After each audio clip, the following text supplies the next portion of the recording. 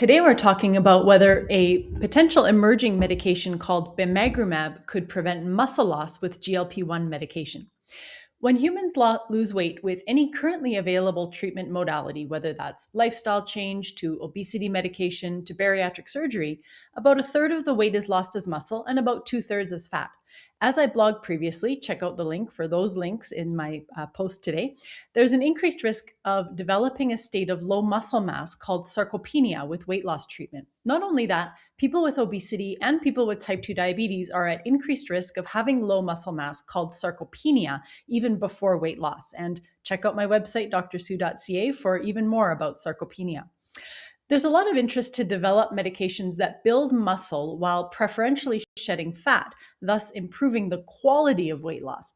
As I previously blogged, a phase 2 study in 2021 suggested that bimagrumab could do just that. Bimagrumab is a human monoclonal antibody that binds to the activin type 2 receptor, preventing the action of natural ligands that negatively regulate skeletal muscle growth and possibly having an effect on brown adipose tissue differentiation and activity. However, bimagrumab doesn't do anything on the appetite or craving side of the equation. And we know by now that reducing appetite, food noise, and cravings are central to successful obesity management. That's how the GLP-1 medications work.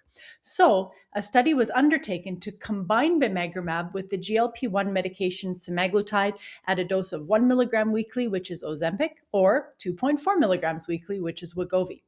The phase 2 Believe study is kind of a complicated trial, but let's work it out together. So it included 507 adults with obesity without diabetes and randomized them to 9 groups, each receiving various combinations of intravenous bimagrumab, either low dose 10 milligrams per kilo or high dose 30 milligrams per kilo, and that was every 12 weeks.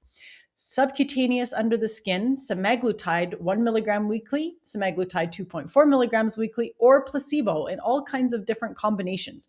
And this was for 48 weeks with an extension phase to 72 weeks. The body mass index of people at the start of the study was an average of 37.3, and just over half were female. So at 48 weeks, they found that weight loss with bimagrumab alone was up to 8.6%. All of the weight lost was fat, and there was perhaps a small increase in lean mass of about 1%. Weight loss with semaglutide was up to 13.5%.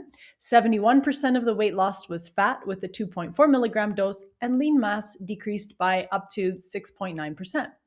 Now, the combination weight loss with bimagrumab and semaglutide together was up to 16.4%. 92% of the weight lost was fat with the highest dose combination, and the lean mass decreased a little bit, up to 2.3%. And then finally, weight loss with placebo was 3.5%. So what about metabolic health? Well, the A1C or diabetes report card improved by 0.2% with the highest dose bimagrumab, 0.4% with semaglutide 2.4 milligrams, and 0.6% with the high dose combination. Remembering that people in the study did not have diabetes, so we wouldn't expect a big change in A1C, and these were not big changes.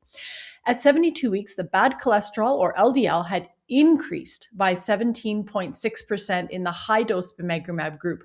It had decreased by 8.9% with semaglutide 2.4 milligrams, and there was no difference with the high dose combination. HSCRP, which is a marker of inflammation, which we want to go down, did go down. 72% with high dose bimagrumab, 59% with semaglutide 2.4 milligrams, and 84% with the high dose combination.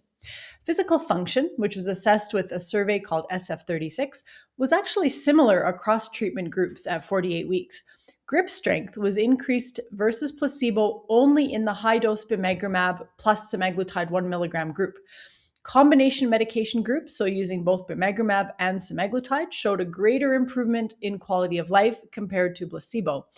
There was a significant decrease versus placebo in hip bone density in the semaglutide 2.4 milligram groups and most of the combination groups, but not in either of the bimagrumab alone groups. Now, that could be because there was less weight loss with bimagrumab alone, but it's also kind of enticing to consider whether preserved muscle helped to keep bones strong as well. Now, what about side effects? Well, side effects with bimagrumab included muscle spasms in 45 to 74% of people, diarrhea in 41 to 55%, and acne in 34 to 55%. Although few people stopped treatment because of those side effects. Side effects with semaglutide, Ozempic, Wegovy, were in keeping with what we already know, which is mostly gastrointestinal. So, the bottom line here is that bimagrumab given intravenously facilitated loss of fat while preserving muscle mass, though without much improvement in physical function, and with half or more of people each experiencing muscle spasms, diarrhea, and acne. Combining bimagrumab with semaglutide further increased weight loss, with 92% of the weight lost as fat. While some aspects of metabolic health improved with bimagrumab, bad cholesterol or LDL went up. And we'd prefer that didn't happen, of course. The ongoing 32-week follow-up of people in this study after treatment will be important to see if weight can be maintained after stopping bimagrumab treatment, whether or not bad cholesterol or LDL goes back down, and what happens to body composition if there is weight regain. The study authors postulate whether side effects may be reduced by giving bimagrumab under the skin subcutaneously instead of intravenously. And that's actually currently under evaluation in a study as monotherapy and combined with tirzepatide, which is Zepbound or Mounjaro. That's all for today. Thanks for joining me on drsue.ca. As a disclaimer, I am or have been an investigator in clinical trials of semaglutide and tirzepatide. I receive honoraria as a continuing medical education speaker and consultant from the makers of bimagrumab and tirzepatide, Eli Lilly, and semaglutide, Novo Nordisk.